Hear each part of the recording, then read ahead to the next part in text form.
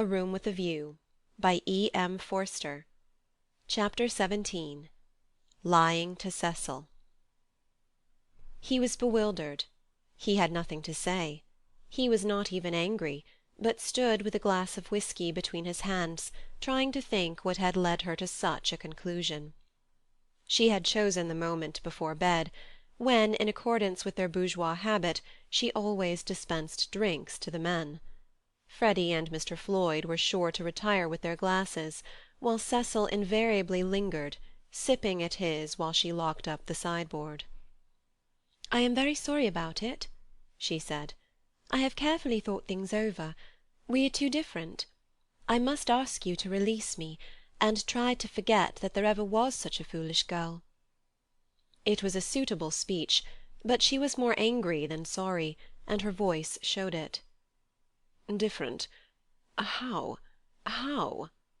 "I haven't had a really good education, for one thing," she continued, still on her knees by the sideboard. "My Italian trip came too late, and I am forgetting all that I learnt there. I shall never be able to talk to your friends, or behave as a wife of yours should." "I don't understand you. You aren't like yourself. You're tired, Lucy." "Tired?"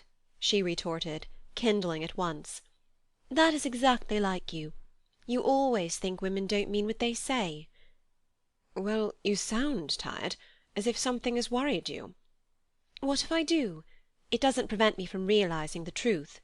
I can't marry you, and you will thank me for saying so some day." "You had that bad headache yesterday. All right."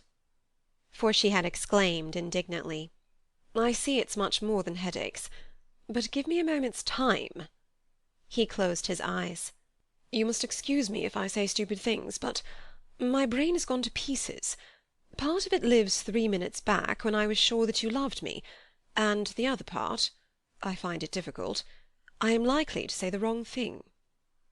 It struck her that he was not behaving so badly, and her irritation increased. She again desired a struggle, not a discussion. To bring on the crisis, she said, "There are days when one sees clearly, and this is one of them. Things must come to a breaking point sometime, and it happens to be today.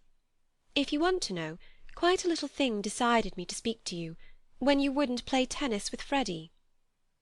"I never do play tennis," said Cecil, painfully bewildered. "I never could play. I don't understand a word you say."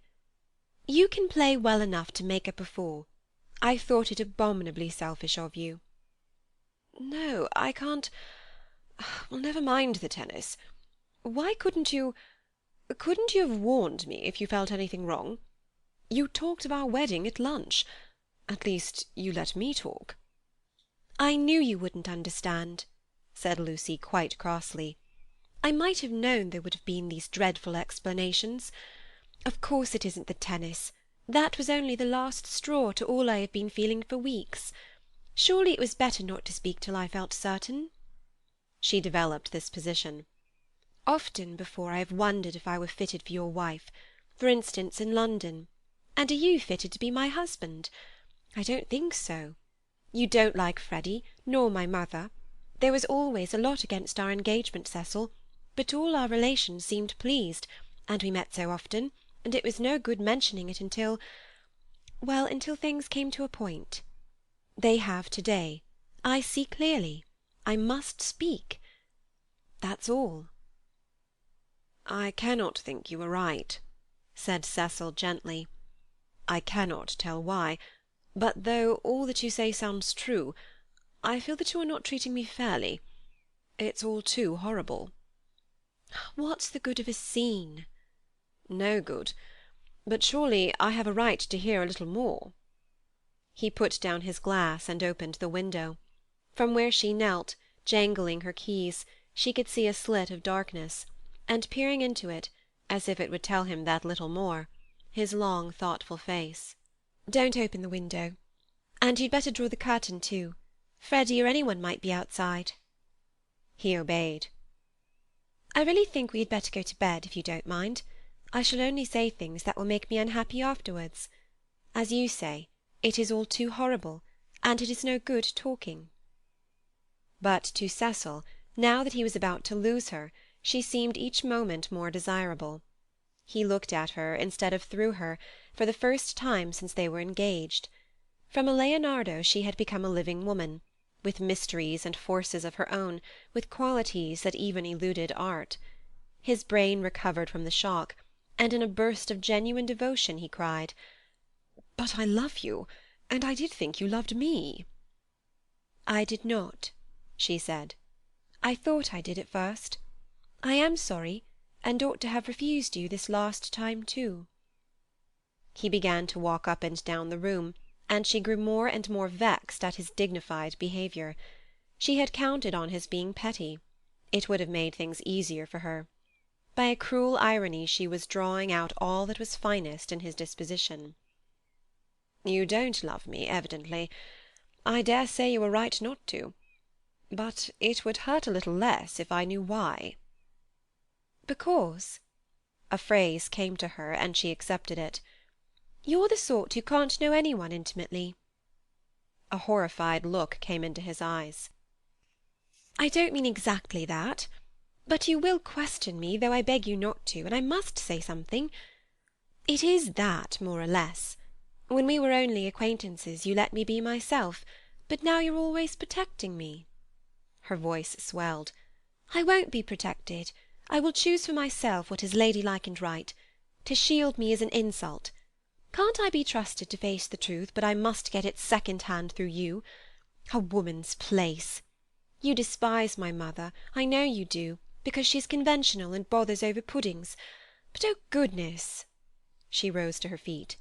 "Conventional, Cecil. You're that. For you may understand beautiful things, but you don't know how to use them, and you wrap yourself up in art and books and music, and would try to wrap up me. I won't be stifled, not by the most glorious music, for people are more glorious, and you hide them from me. That's why I break off my engagement. You were all right as long as you kept to things, but when you came to people—" She stopped. There was a pause.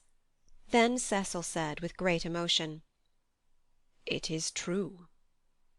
"True on the whole," she corrected, full of some vague shame. "True, every word. It is a revelation. It is I."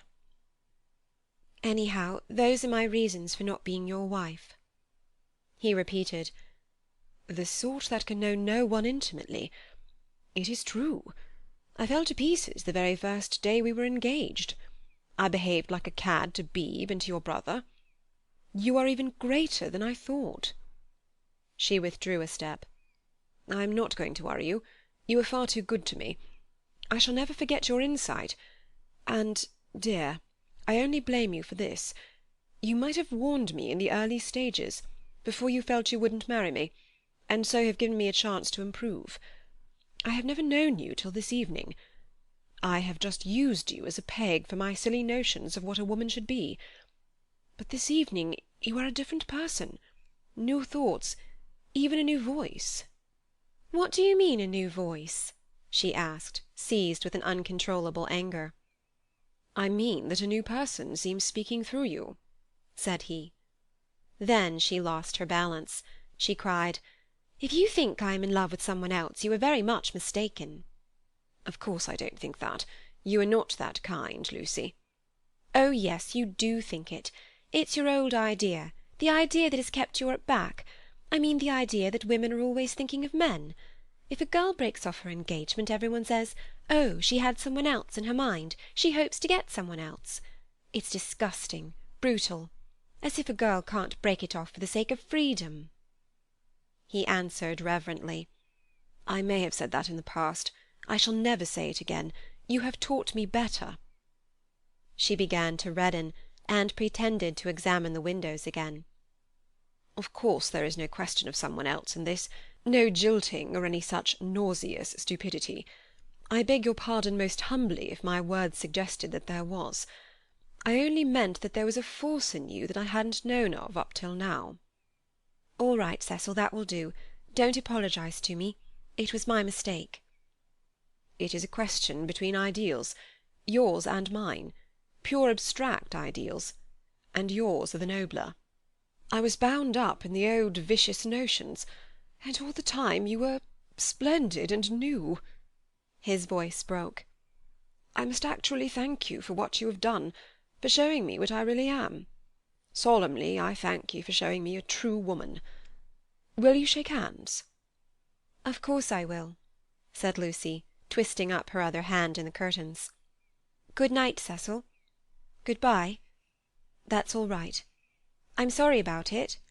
Thank you very much for your gentleness." "Let me light your candle, shall I?" They went into the hall. "Thank you. Good night again. God bless you, Lucy." "Good-bye, Cecil." She watched him steal upstairs, while the shadows from the banisters passed over her face like the beat of wings.